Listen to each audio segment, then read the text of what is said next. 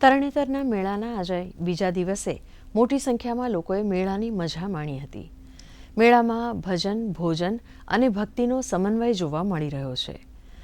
હકા બાપુની જગ્યાના મહંત જગદીશ બાપુએ મેળાના સંસ્મરણો અંગે જણાવ્યું હતું કે આ સ્થળે 15 વર્ષ પહેલાં 200થી વધુ રાવટીઓ હતી, જો કે હાલમાં માત્ર 30 રાવટીઓ રહી છે। આ રાવટીઓમાં દૂરથી આવતા લોકો માટે આરામ અને ભોજનની વ્યવસ્થા કરવામાં આવે છે। રાત્રે ભજનની રમઝટ બોલાવવામાં આવે છે।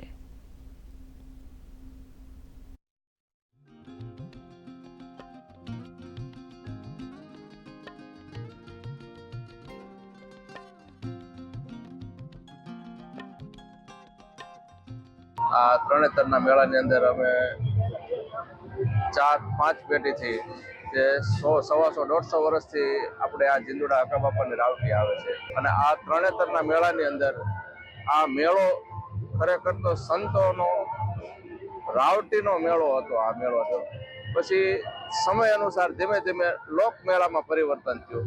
ખરેખર આ મેળામાં જે સમય અંતરિયાળ સમય પહેલા 300થી વધારે રાવટીઓ આ મેળાની અંદર આવતી, અત્યારે સમય અનુસાર 30થી 35 રાવટી આવે છે। રાવટીઓનો મેઇન ઉદ્દેશ્ય છે કે જે બહારથી જે આવવાવાળા સાધુ છે, સંતો છે અને સેવકો છે એમે અમને વિનામૂલ્યે ભોજનની, પાણીની અને અહીંયા ભજનની વ્યવસ્થા અમે પૂરી પાડી છે।